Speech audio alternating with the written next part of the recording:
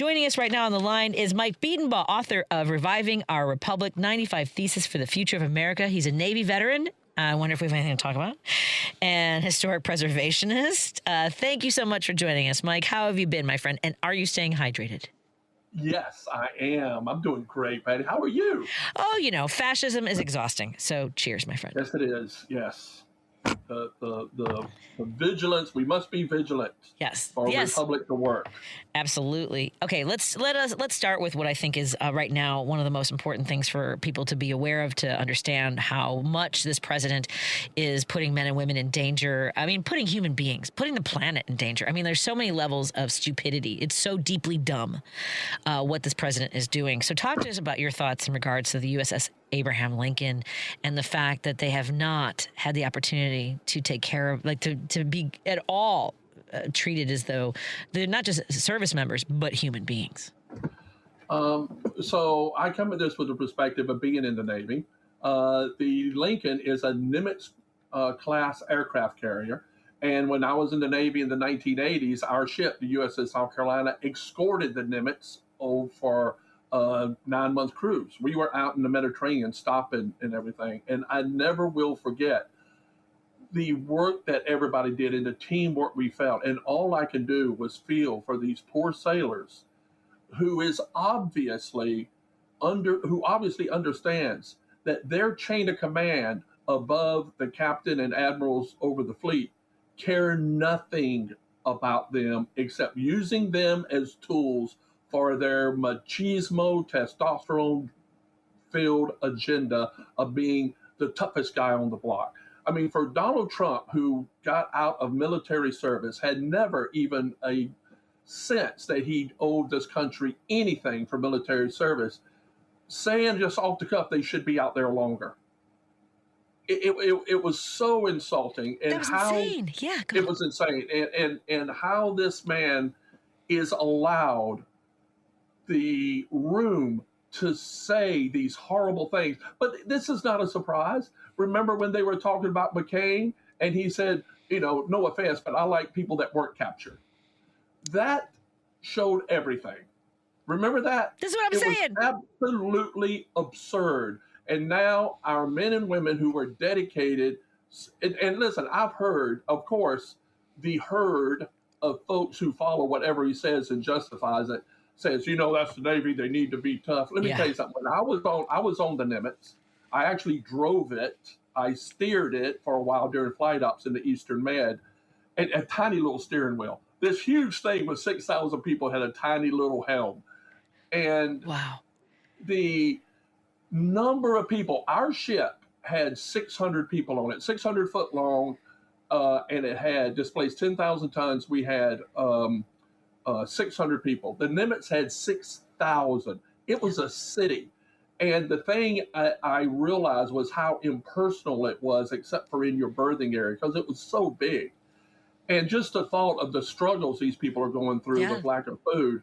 And the reason they have lack of food is because the Iranians have destroyed the supply depot stations around the thing. So, these people stepped into a cow pasture and didn't realize they had, they were going to step in nothing but cow pies.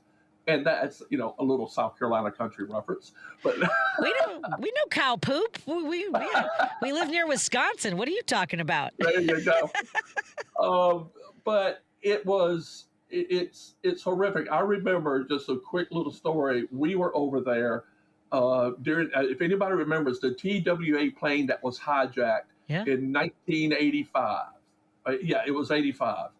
And we were going off to the bed, and we were sitting with the Nimitz off of Lebanon. The TW plane was there. The Navy SEAL, the terrorists, had executed them, and thrown them off the plane. That night, we woke up in the middle of the night. We're going in to rescue the hostages.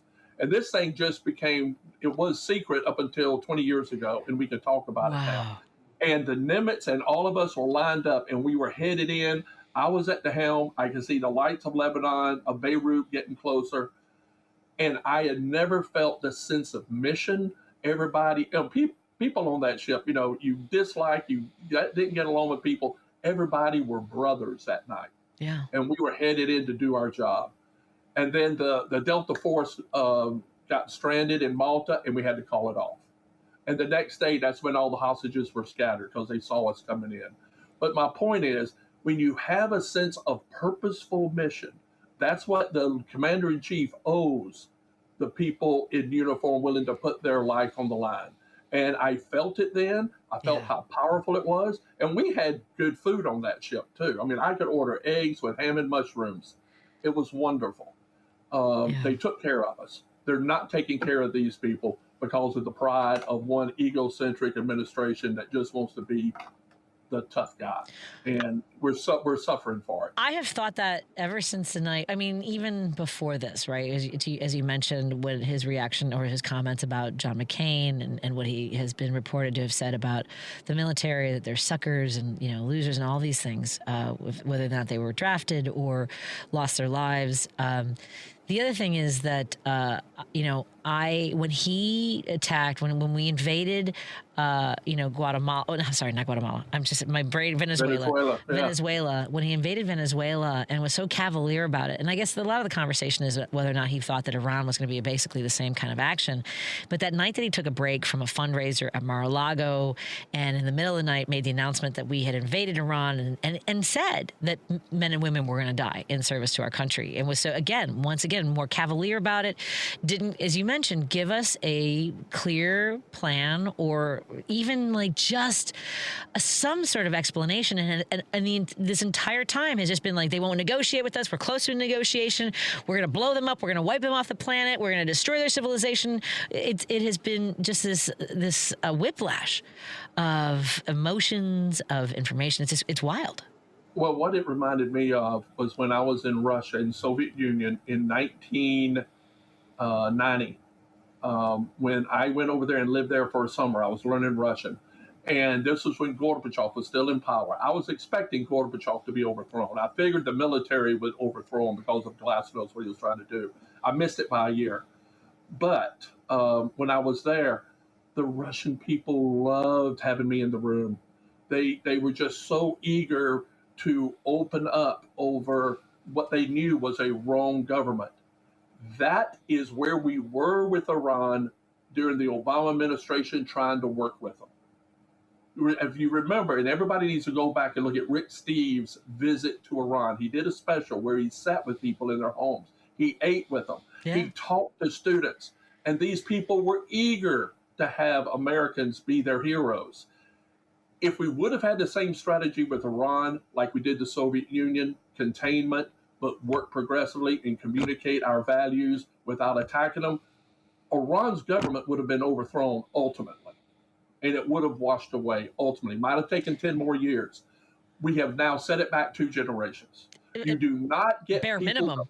Yeah. At minimum, you do not get people to fall in line and want to follow you while you're bombing their civilian infrastructure. It will not happen. There were walls in Iran showing, warning people, America, a Statue of Liberty with a death skull on it. American flag where the stripes are the tail or the jet streams from bombs falling on Tehran. They have these murals everywhere. They were seen as nothing but propaganda and disregarded. Now they're not. And they have empowered the Revolutionary Guard and empowered this regime. It is the biggest catastrophic strategic failure our nation has ever done, ever.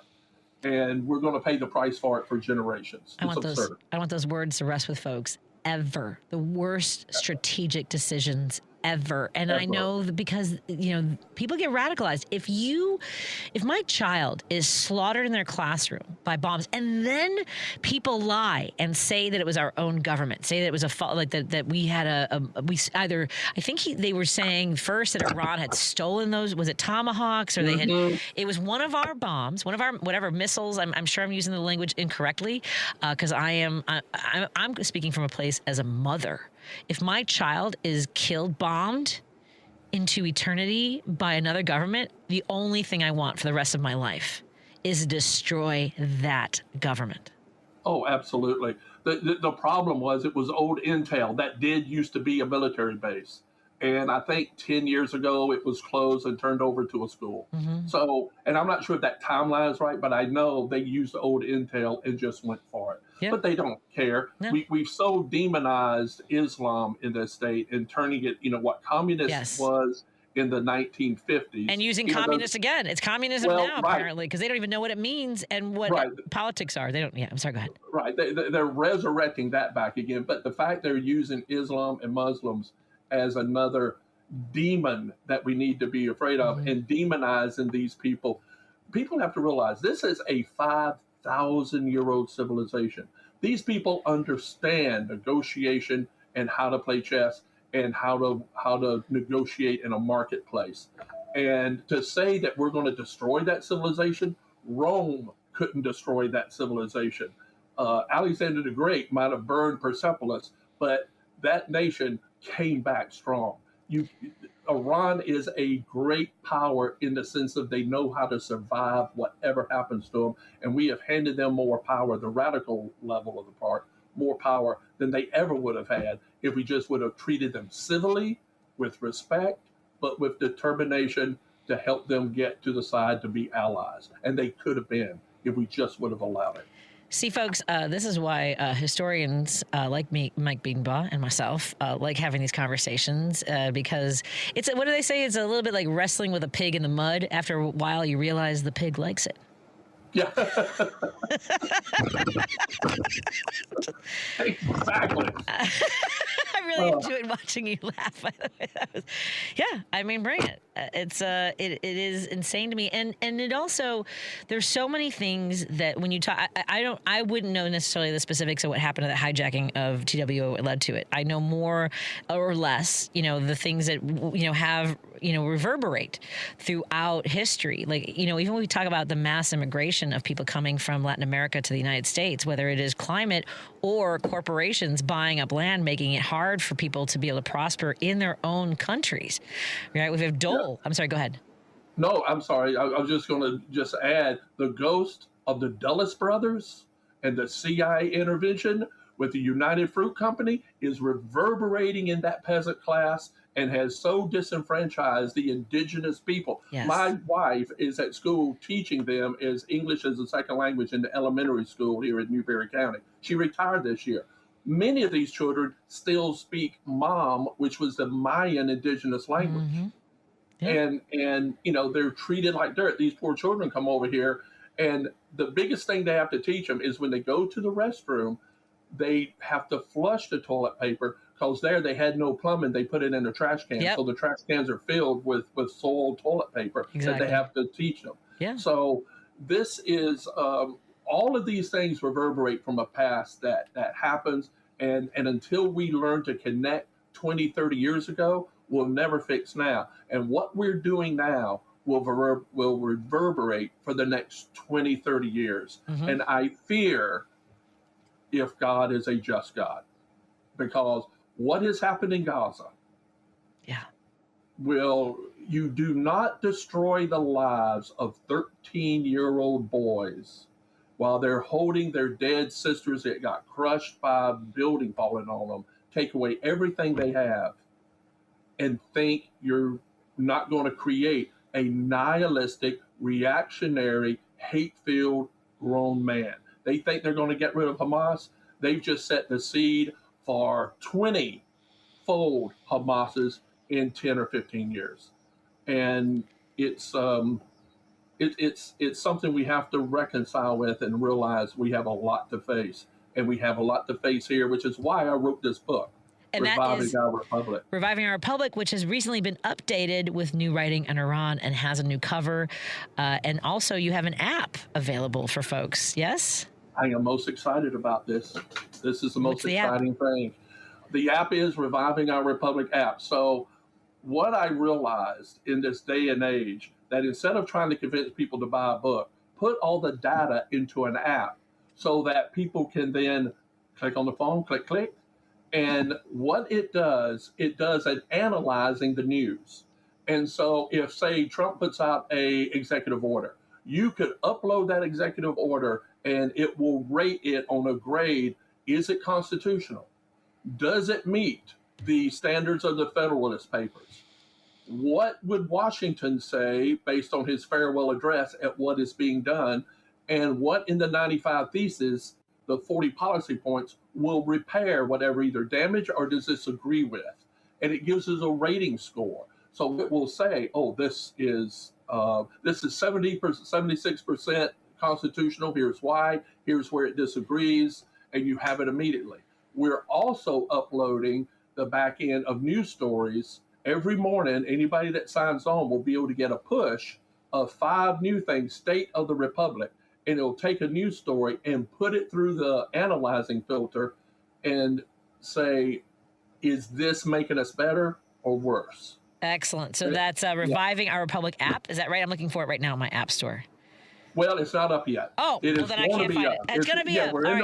We're in the middle of beta testing. Okay. But I wanted to mention it because I wanted everybody to realize it is coming out. If you go to our webpage, revivingourrepublic.com, it should be up on the webpage in probably a week. Mm-hmm. And then it's going to take a while for Apple to approve it to go on an actual app, which may take another 3 or 4 weeks. Okay. But the page will be there.